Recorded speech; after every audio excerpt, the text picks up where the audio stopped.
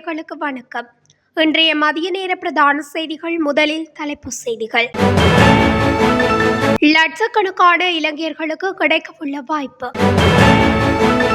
அமைச்சர்களுக்கான சலுகைகளில் மாற்றமில்லை, அரசாங்கத்தின் புதிய அறிவிப்பு.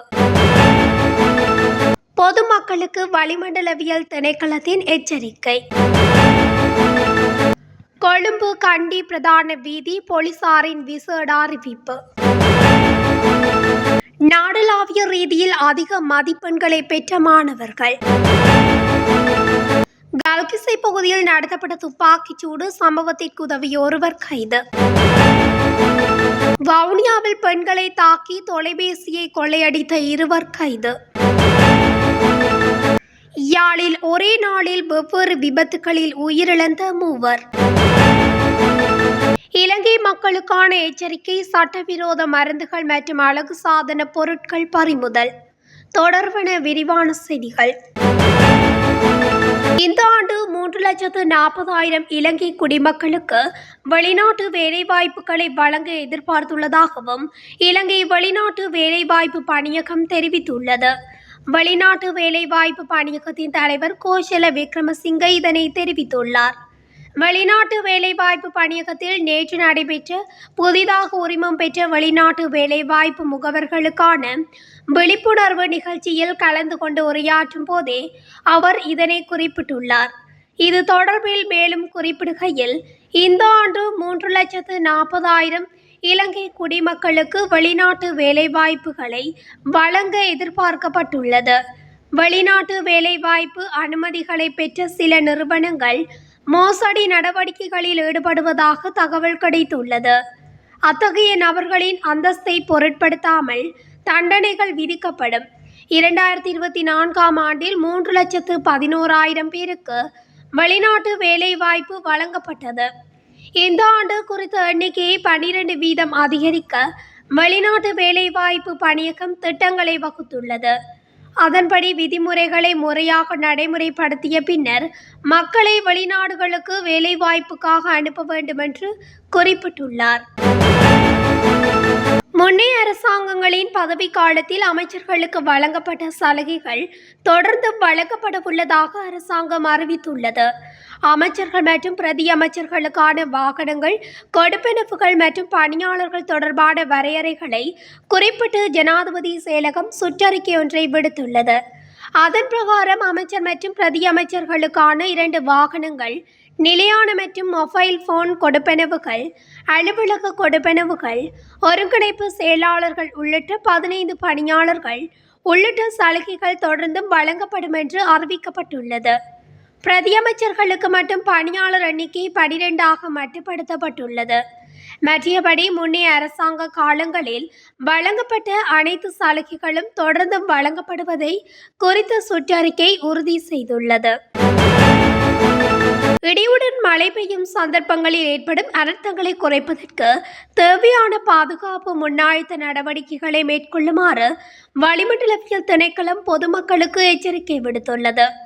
ஊவா மற்றும் தென் மாகாணங்களிலும், அம்பாறை, மட்டக்களப்பு, மாத்தளை மற்றும் நுவரெலியா மாவட்டங்களிலும் பல தடவைகள் மழை பெய்யும் என வளிமண்டலவியல் திணைக்களம் எதிர்வு கூறியுள்ளது. மேல் மற்றும் சபரகமுவ மாகாணங்களிலும், குருநாகல் மாவட்டத்திலும் மாலை அல்லது இரவில் மழை அல்லது இடியுடன் கூடிய மழை பெய்யக்கூடும். சில இடங்களில் 50 மில்லிமீட்டர் வரை மழை பெய்யக்கூடும். மத்திய மலைநாட்டின் கிழக்கு சரிவுகளிலும், வடக்கு, வடமத்திய மற்றும் வடமேல் மாகாணங்களிலும், மாத்தளை மாவட்டத்திலும் அவ்வப்போது மணிக்கு 30 தொடக்கம் 40 கிலோமீட்டர் வேகத்தில் காற்று வீசக்கூடும். மேல் சப்ரகமுவ, மத்திய மற்றும் தெற்கு மாகாணங்களிலும், பதுளை மாவட்டத்திலும் சில இடங்களில் பனிமூட்டமாக நிறைந்து காணப்படும் எனவும் வளிமண்டலவியல் திணைக்களம் எதிர்வு கூறியுள்ளது. கொழும்பு கண்டி பிரதான வீதியூடான வாகன போக்குவரத்தில் ஈடுபடும் சாரதிகளை மாற்று வீதிகளை பயன்படுத்துமாறு போலீசார் அறிவுறுத்தியுள்ளனர்.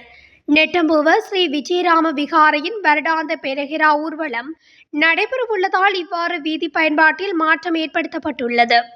இதன்படி இன்று இரவு 8:30 முதல் நள்ளிரவு 12 மணி வரையான காலப்பகுதியில் மாற்று வீதிகளை பயன்படுத்துமாறு போலீசார் அறிவுறுத்தியுள்ளனர். நெட்டம்புவ அத்தனக்கல்ல வீதி கலுபாகஸ் வில ஸ்ரீ விஜயராம விகாரையில் ஆரம்பமாகும் பெறுகிற நெட்டம்புவ நகரை அடைந்து இடதுபுறமாக திரும்பி கொழும்பு கண்டி பிரதான வீதியில் கொழும்பு திசை நோக்கி பயணித்து வல்வத்து சந்தியில் வடது பக்கமாக வித்யாலோக மாவட்டத்தில் அமைந்துள்ள ஸ்ரீபோதி விகாரையை சென்றடையவுள்ளது. பெரகிராவில் கலந்து கொள்வதற்காக பெருமளவானோர் வருகை தருவார்கள் என எதிர்பார்க்கப்படுவதாக தெரிவிக்கப்பட்டுள்ளது. இந்நிலையில் கண்டி கொழும்பு பிரதான வீதியில் கடும் போக்குவரத்து நெரிசல் ஏற்படலாம் என்பதால் இந்த காலப்பகுதியில் நெட்டம்புவ நகரம் முதல் மெல்வத்து சந்தி வரை கொழும்பு மற்றும் கண்டி நோக்கி பயணிக்கும் திசையில் ஒரு வழி போக்குவரத்தாக மாற்றப்பட்டுள்ளதாகவும் போலீசார் குறிப்பிட்டுள்ளனர். நாடளாவிய ரீதியில் 2024 தரம் 5 புலமை பரிசில் பரீட்சையில் 18 மாணவர்கள் அதிக மதிப்பெண்களை பெற்றுள்ளதாக பரீட்சைகள் ஆணையாளர் நாயகம் அமித் ஜே சுந்தர தெரிவித்துள்ளார். இதில் அதிகூடிய மதிப்பெண் பெற்ற மாணவர் 188 மதிப்பெண்களை பெற்றுள்ளதாகவும் அவர் குறிப்பிட்டுள்ளார். இன்று இடம்பெற்ற ஊடகவியலாளர் மாநாட்டில் கலந்து கொண்டு உரையாற்றும் போது அவர் இதனை தெரிவித்துள்ளார். மேலும் 17 மாணவர்கள் 187 முதல் 186 வரையான மதிப்பெண்களை பெற்றுள்ளதாகவும் பரீட்சைகள் ஆணையாளர் நாயகம் அமித் ஜே சுந்தர தெரிவித்துள்ளார். இதேவேளை 2024 ஆண்டுக்கான தரம் 5 புலமை பரிசில் பரீட்சையின் பெறுபவர்கள் பரீட்சைகள் திணைக்களத்தால் நேற்று மாலை வெளியாகியிருந்தமை குறிப்பிடத்தக்கது. கல்கிசை ஸ்ரீபால மாவட்ட பகுதியில் கடந்த 19ஆம் தேதி நடத்தப்பட்ட துப்பாக்கிச் சூட்டு சம்பவத்திற்கு உதவி ஒத்தாசைகளை வழங்கிய ஒருவர் கைது செய்யப்பட்டுள்ளார். பத்தியகம கல்பாத்தோட பகுதியில் நடத்தப்பட்ட சுற்றி வளைப்பின் போது அவர் கைது செய்யப்பட்டுள்ளார். கைதானவர் தெஹிவளை பகுதியைச் சேர்ந்த 34 வயதானவர் என காவல்துறை தெரிவித்துள்ளது. துப்பாக்கிதாரிக்கு உந்துர்லி மற்றும் துப்பாக்கியை வழங்கியது மாத்திரமின்றி சந்தேக நபர்களை தங்க வைக்க வசதி ஏற்படுத்தி கொடுத்தமை போன்ற குற்றச்சாட்டுகளின் பேரில் அவர் கைது செய்யப்பட்டுள்ளார். இந்த துப்பாக்கிச் சூட்டை வெளிநாட்டில் இருக்கும் படோவிட்ட ஆசங்க எனப்படும் அசங்க பொன்சேகா மற்றும் சென்டா எனப்படும் கவிந்து தனஞ்சி ஆகியோர் வழிநடத்தியுள்ளதாக தகவல்கள் வெளியாகியுள்ளன. வவுனியா ஓமந்தை பகுதியில் பெண்களை தாக்கி 7 லட்சம் பெறுமதியான தொலைபேசியை கொள்ளையடித்த இருவர் கைது செய்யப்பட்டுள்ளதாக போலீசார் தெரிவித்துள்ளனர். வவுனியா ஓமந்தை U9 வீதியில் நேற்றைய தினம் மோட்டார் சைக்கிளில் பயணித்த 2 பெண்களை பின்தொடர்ந்து சென்ற இளைஞர்கள் இருவர் குறித்த பெண்களை வழிமறித்து அவர்களை தாக்கியதுடன் அவர்களிடமிருந்த 7 லட்சம் பெறுமதியான கையடக்க தொலைபேசியை பறிமுதல் செய்துள்ளனர். பாதிக்கப்பட்ட பெண்கள் வன்னி பிராந்திய பிரதி போலீஸ் மா அதிபரின் அவசர தொலைபேசி இலக்கமான 107க்கு தொடர்பு கொண்டு முறையிட்டதை அடுத்து உடனடியாக செயல்பட்ட ஓமந்தை போலீஸ் நிலைய பொறுப்பதிகாரி சிரேஷ்ட போலீஸ் பரிசோதகர் ஜெயதிலக் அவர்களின் தலைமையிலான போலீஸ் குழுவினர் குறித்த இளைஞர்களை அடையாளம் கண்டு ஓமந்தை சேமமடு பகுதியில் வைத்து துரத்தி பிடித்துள்ளனர். அவர்களிடமிருந்து குறித்த தொலைபேசியும் மீட்கப்பட்டுள்ளதாக போலீசார் தெரிவித்துள்ளனர்.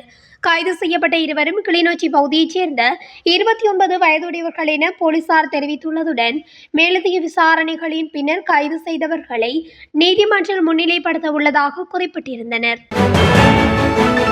யாழ்ப்பாணம் ரொட்டியாளடி வீதியில் மோட்டார் சைக்கிளில் பயணித்த குடும்பஸ்தர் ஒருவர் திடீரென கீழே விழுந்து உயிரிழந்துள்ளார். குறித்த சம்பவமானது நேற்று முன்தினம் இடம்பெற்றுள்ளது. இதன்போது சட்டிவளவு இனிவில்பம் மேற்கு பகுதியைச் சேர்ந்த சபாபதி பிள்ளை நித்யானந்தம் வயது 65 என்பவரே உயிரிழந்துள்ளார். இந்த சம்பவம் குறித்து மேலும் தெரிய வருகையில் குறித்த நபர் சம்பவ தினத்தன்று மாலை மோட்டார் சைக்கிளில் வீதியால் பயணித்துக் கொண்டிருந்த வேளை கீழே மயங்கி விழுந்துள்ளார். இதன்போது அந்த வீதியால் வந்தவர்கள் அவரை தெல்லிப்பளை வைத்தியசாலைக்கு கொண்டு சென்ற வேளை அவர் ஏற்கனவே உயிரிழந்து விட்டார் என வைத்தியர்கள் தெரிவித்துள்ளனர். இவரது உடற்கூற்று விசாரணைகளை ஜெயபாலசிங்கம் மேற்கொண்டதுடன் மாரடைப்பு காரணமாக மரணம் சம்பவித்துள்ளதாக உடற்கூற்று பரிசோதனையில் தெரிய வந்துள்ளது. அடுத்து யாழ்ப்பாணத்தில் நேற்று முன்தினம் வீதியை கடக்க முற்பட்ட குடும்பஸ்தர் ஒருவர் மீது மோட்டார் சைக்கிள் மோதியதில் அவர் உயிரிழந்துள்ளார். அச்சுவேலி தெற்கு அச்சுவேலி பகுதியைச் சேர்ந்த தயநாதன் விதுஷன் வயது 32 என்ற 2 பிள்ளைகளின் தந்தையே இவ்வாறு உயிரிழந்துள்ளார். இவர் சம்பவ தினத்தன்று ஆவரங்கால் சந்தியால் வீதியை கடக்க முற்பட்ட போது யாழ்ப்பாணத்தில் இருந்து வந்த மோட்டார் சைக்கிள் அவர் மீது மோதியதில் படுகாயமடைந்துள்ளார். படுகாயமடைந்த அவர் அச்சுவேலி வைத்தியசாலைக்கு கொண்டு செல்லப்பட்டு பின்னர் அங்கிருந்து யாழ்ப்பாணம் போதனா வைத்தியசாலைக்கு மாற்றப்பட்ட நிலையில் சிகிச்சை பலனின்றி உயிரிழந்துள்ளார். அவரது சடலம் மீதான மரண விசாரணைகளை திடீர் மரண விசாரணை அதிகாரி ஆபி ஜெயபாலசிங்கம் மேற்கொண்டதுடன் உடற்கூற்று பரிசோதனைகளின் பின்னர் சடலம் உறவினர்களிடம் ஒப்படைக்கப்பட்டிருந்தது. அவரை மோதிய மோட்டார் சைக்கிள் சாரதியும் யாழ்ப்பாணம் போதனா வைத்தியசாலையில் சிகிச்சை பெற்று வருவதாக தெரிவிக்கப்படுகின்றது. இதேவேளை யாழ்ப்பாணத்தில் மூச்சு எடுப்பதற்கு சிரமப்பட்ட பெண்ணொருவர் நேற்று முன்தினம் உயிரிழந்துள்ளார். இதன்போது மூலாய் பேரம் பகுதியைச் சேர்ந்த தர்ஷன் பாமினி வயது 36 என்ற 3 பிள்ளைகளின் தந்தையே இவ்வாறு உயிரிழந்துள்ளார். இந்த சம்பவம் குறித்து மேலும் தெரிய வருகையில் குறித்த குடும்ப பெண்ணுக்கு நேற்று முன்தினம் மூச்சு எடுப்பதில் சிரமம் ஏற்பட்ட நிலையில் அவர் சிகிச்சைக்காக யாழ்ப்பாணம் போதனா வைத்தியசாலையில் அனுமதிக்கப்பட்டுள்ளார். இருப்பினும் சிகிச்சை பலனின்றி உயிரிழந்துள்ளார். அவரது சடலம் மீதான மரண விசாரணைகளை திடீர் மரண விசாரணை அதிகாரி ஜெயபாலசிங்கம் மேற்கொண்டதுடன் நாட்பட்ட நுரையீரல் அடைப்பு காரணமாக மரணம் சம்பவித்துள்ளதாகவும் உடற்கூற்று பரிசோதனையில் தெரிய வந்துள்ளது.